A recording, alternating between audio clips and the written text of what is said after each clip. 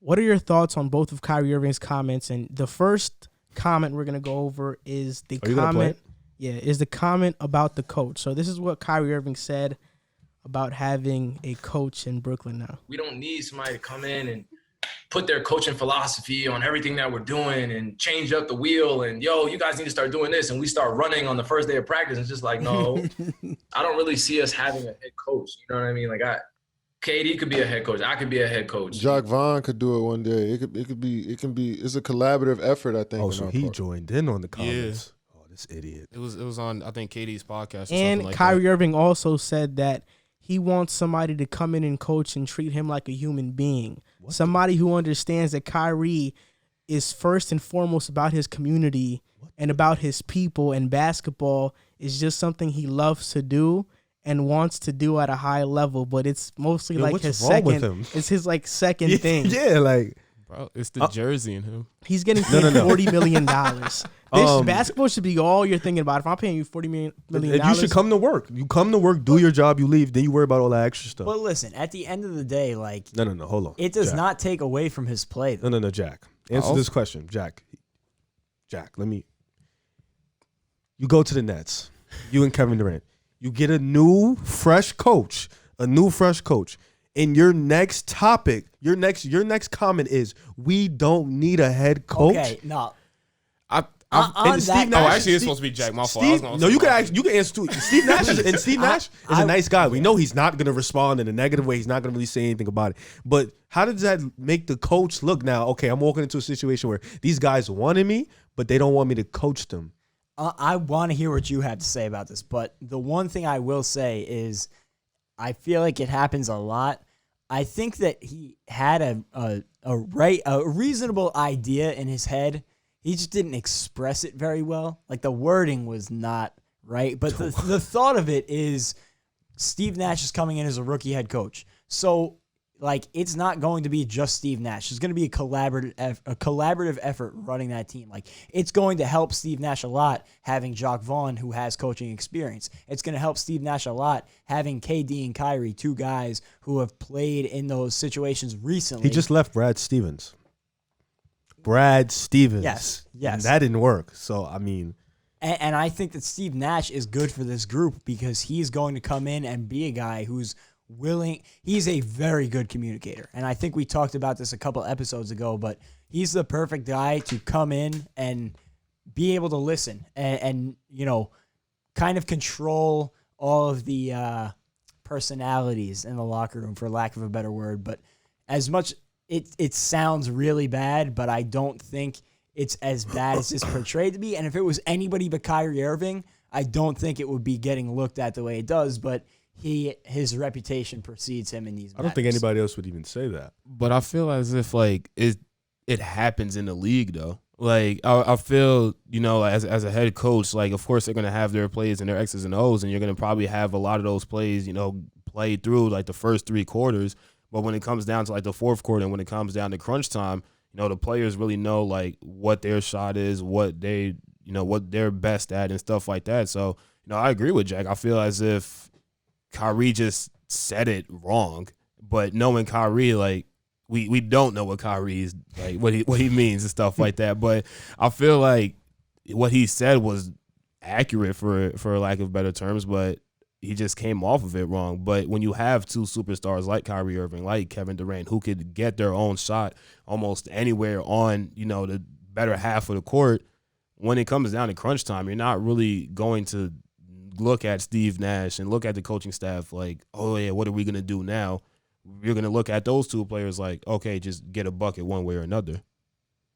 And I love what you said, and it brings me to a memory of last year. You said he was playing under Brad Stevens and it didn't work out. Brad Stevens is a great coach, but sometimes great players, they need to take control. You look at, obviously, LeBron is on a different level, but LeBron in Cleveland, if he wanted the ball, he got the ball.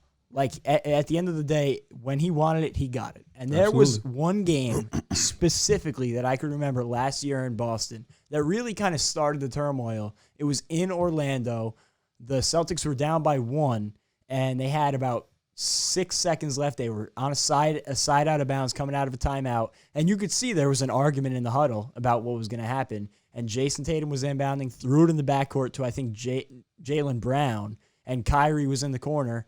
Jaylen Brown spends 4 seconds getting above half court. They get a terrible shot, a miss, and the game's over. And then that was when the comments started coming out about, leadership and, who's the guy on this team. And I think that was one of the problems was at the end of the day, Brad Stevens totally controlled that team. And I think that when you're coaching a team with a lot of talent on it, sometimes you need to let the superstars have their say in matters.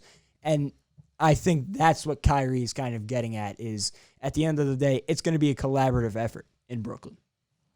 With me, I don't think that the comment is that serious, mostly because it's just Kevin Durant. And Kevin Durant feels the same way, right? They both feel the same way, and I know people want to overreact to what Kyrie said about it, but it is a collaborative effort, and at the end of the day, I don't really feel like he meant that in a way like, oh, we're not going to respect Nash, because I think part of the reason he likes Steve Nash is versus Kenny Atkinson is that when Kenny was there, he kind of was approaching coaching KD and Kyrie in a developmental aspect. Like, oh, we're going to develop you guys, but these guys are already developed. They don't need X's and O's talk. They don't need to run sprints or suicides. They just need to go out there and play. So I think Steve Nash just has to manage egos. And when they talked about Jacque Vaughn, they made a perfect point because Steve Nash doesn't have to take all of the responsibility all of the time because Jacque Vaughn is a very good coach and they have a great staff. And they got guys like Kyrie who's won a championship. KD has won a championship. So they know what they're doing. They know the type of culture that needs to happen within the Nets. So I think the comment was kind of taken out of context. And you're right that Kyrie didn't word it well at all. And he doesn't word a lot of things well. Like that's why he's always getting talked about. But I don't think it's that serious. I want to have 2 questions. Well, not questions. I disagree with you, though. I think when you said that these 2 players don't need development, I think that's wrong because I feel like every player needs development. No player in the NBA is perfect. Like, for example, when Kevin Durant left OKC and went to Golden State, he improved tremendously on the defensive end and he improved as a playmaker. We thought Kevin Durant at OKC was damn near the perfect player. We thought this guy, he has it all. He can do everything. When he went to Golden State, he got better and he improved with a great coach in Steve Kerr. He improved his game. He's got better. So I don't think necessarily these 2 guys don't need development. I do agree with you, though. They don't need to do the X and O's and the little sprints. They don't need development from a coach. Players like that are going to be good on their own. They're going to practice on their own. I think they can. I think you can learn a lot from Kyrie. I think Steve Nash can develop Kyrie as a player. I think he can unleash and unlock some more of Kyrie's game. Because Kyrie isn't, as a point guard, Kyrie isn't, aside from scoring, Kyrie isn't as put together as we think he is. As a point guard, as a player, he isn't. And I think Steve Nash can unlock and develop him into the type of point guard that he needs to be in this type of game. Yeah, I'm not disagreeing with that, but they didn't need a developmental head coach. Yeah, okay, I get that part. But also, what I'm saying is that Steve Nash, you just said it perfectly. He can develop him in terms of the X's and O's and mental part of the game. But Steve Nash doesn't have to show Kyrie any handling drills or passing drills or have him run suicides. And Steve Nash was also in Golden State with Steve Kerr as a player development coach. But he was also showing Kevin Durant and Steph Curry the best shooters on the earth. New shooting drills and all that. So you can still go through the motions and learn new things and learn new abilities. So he knows how to do that. He knows how to deal with the superstars and turmoil that might arise because he saw it in Golden State. Like we saw obviously how that ended up playing out. So if I wanted anybody at the helm, I think he's a perfect guy to do it. I just think some things just don't need to be said. And like a comment like that just doesn't, you don't need to say that. Like it's no need, like just getting a new coach. Like if I'm a coach and my star player says that, I'm just going to be like, it's just going to rub me the wrong way. But like, what do you mean you don't need a head coach? Like I get Kyrie. Everybody's going to say, oh, we don't understand Kyrie. Kyrie's saying anything. But how many times are we going to keep saying he's trying to say something else, but he just didn't say it right? It feels like every comment he makes. That's Kyrie, though. At this point, we got to start saying, yo, maybe he really means what he says, and he really says that. But, I mean, at the end of the day, I feel like some comments you just shouldn't say, and I don't think he should have said that. So that comment was one of them. This one is even worse. I'm gonna play it right now. 10 seconds left. 1 point game. Who's shooting? You were Kyrie, KD? depends on who's hot. No. I don't see it as anything other than that. Like 1-3 pick and roll, or it's an ISO for either one of us, or it's something great for our team. One thing I've always been comfortable with is, I felt like I was the best option on every team I played for, down the stretch. This is the first time in my career where I could look down and be like, that motherfucker make that shot too. So what I took it as is that he basically said that LeBron can't make shots. LeBron couldn't make shots down the stretch. And I was doing my research on this. So Game 7, that's what Kyrie's memorable for, hitting that game-winning shot. It was a great shot. Of course, it was a great shot. But LeBron scored 11 points in the fourth quarter. Before that shot, Kyrie had 2 points in the fourth quarter. LeBron was getting every single basket down the stretch. It wasn't Kyrie Irving. So to call himself and anoint himself that he is the best option on the team is ridiculous. It is. I think Kyrie Irving has a really big ego, and I guess when you're that great of a player, you have to have one. But I think he's in for a rude awakening if he thinks that Kevin Durant's just going to back down and Kevin Durant's going to just be cool with the motions. Because at the end of the day, what was the reason why Kevin Durant left OKC? I'll tell you right now. Because Westbrook wanted to take all the shots down the stretch. And now Kyrie's obviously not as bad as Westbrook, but he's not as bad as Westbrook. But you can have a similar version. He's like a Westbrook that could shoot, which might be a little bit better, but still the personalities might not mesh when they finally play. As an offensive player, Kyrie's better. I mean, in the comment, he said, like, this is the first time I could look down, like, the court or so whatever and say, like, oh, yeah, he could shoot, too. So I don't think he was saying, like, oh, I'm going to back – or I'm hoping that KD backs down from the challenge. But you don't think LeBron could shoot? Oh, no, LeBron definitely could shoot. I mean, when you looked at that Nuggets game to close out, the way that he closed out that game was ridiculous. So, like – it's just it's a narrative thing. Yeah, so I don't agree. Of course, I don't agree with Kyrie's comments because I do feel as if, if LeBron's hot, then sorry for cutting you off. I had to find this screenshot that I screenshotted. Tie or take lead in final 2 minutes of fourth quarter and overtimes. Kyrie is 2 for 7, 28%, 1 for 3 from the three-point line, 33%. LeBron is 30 for 66, 45%.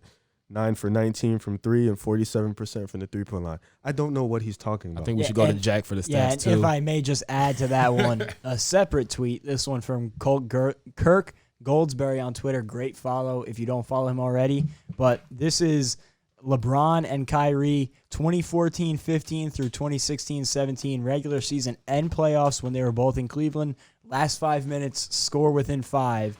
Kyrie was 77 of 210, 36%, and 26% from 3. And LeBron was 128 of 305, 42% from the field, and 37% from 3. Can you send me that on Twitter, please, when you see that? Yeah. So he obviously had another option. It wasn't just him. And I get it. Like, when you look at it, the moment that everybody remembers is Kyrie hitting the shot in Game 7. One of the most legendary But what you don't shots. remember is how did the score get to 89-89? How did he get the opportunity to get the How did he get the shot? ball back? The block. Yeah, LeBron James on a step-back 3 was what tied the score at 89. Step back a series or 2 series before that when they were playing the Bulls and the Bulls had him They on cheated, the ropes. but okay. LeBron James called for the ball, hit the 3 to win them the game, and took control of that series. So, like, at the end of the day, they might not be as memorable as Kyrie's big shot. Don't forget the Toronto one. Yeah. Oh, yeah, I was about to say Toronto off glass. Like, that was crazy. There's a laundry list of big shots that LeBron made. The one against Orlando, Yeah. the big 3. And this is my problem with Kyrie Irving because I was just looking at that one year. That's what I'm saying. Like, I feel like he's just bringing so many negative publicity to the Nets. Like, the Nets are already going to have enough trouble meshing together, all the role players and the stars, and Kevin Durant coming off an Achilles. And Kyrie's kind of igniting hate. He's igniting the hate that people have towards Brooklyn. Like, people are waiting. People are waiting for Kyrie to fail. Yeah, they're waiting for Kyrie to fail. Like, Simple as that. We told you. And I want to say this, like, to piggyback over what you said. You said Kevin Durant, why did he leave OKC? Because Russell Westbrook was taken. Why did he leave Golden State?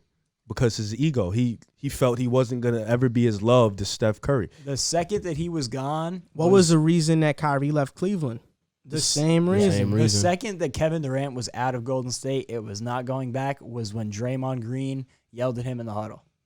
It was over at that point. And it compounded when Draymond Green got the rebound. I forget what game it was, but Draymond Green gets the rebound. It was in LA. And literally looks off Kevin Durant and goes down and gets a terrible shot to tie. And that was a horrible play. He should have passed to Kevin Durant, but at the same time, it was a statement. It was essentially making a statement. At the same time, both of these guys have egos. Both of these guys left great teams because of their egos. They feel like they wasn't as loved, and now you're putting both of them together. And Kyrie's talking about whoever's hotter, bro. We've seen both of you play your whole careers.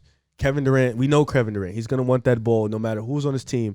He had the best two shooters ever on his court. He still wanted the ball at the end. So Kyrie's going to. I mean, Kevin Durant's going to want the ball, but he deferred to Westbrook in OKC a lot. So I would expect him to do the same, and I'd expect him to get fed up the same way, because Kyrie's gonna want that moment as well. I don't personally think the egos are going to be that big of an issue just because they decided on coming here together. Like, they knew what they were signing up for. They've been good friends for a while now. Like, it's not like this was forced upon them. Like, Kyrie was drafted to Cleveland and LeBron came there.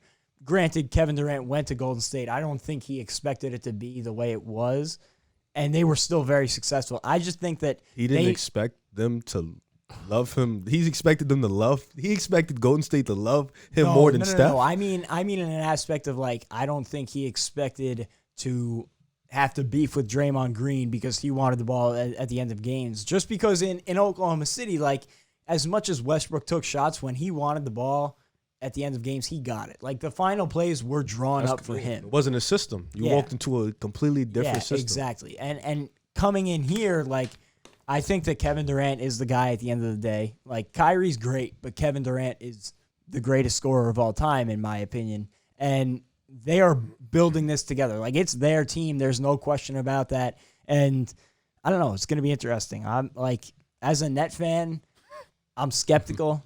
Like, I wish in a perfect world we would have been able to build around that D'Angelo Russell team and win a championship. But I like that team. Realistically, like, it's just not feasible in the league today. You need superstars to win championships, and that wasn't happening with the Nets. And what was the other route that they were going to take? They were going to go sign Tobias Harris. Should have signed and Jimmy. re-sign D'Angelo Russell and been a perpetual 4th to 5th seed. That was a great story. And just at the end of the day, lost to superstars. The Heat doing all right without the big name superstars. Should have signed Jimmy, man.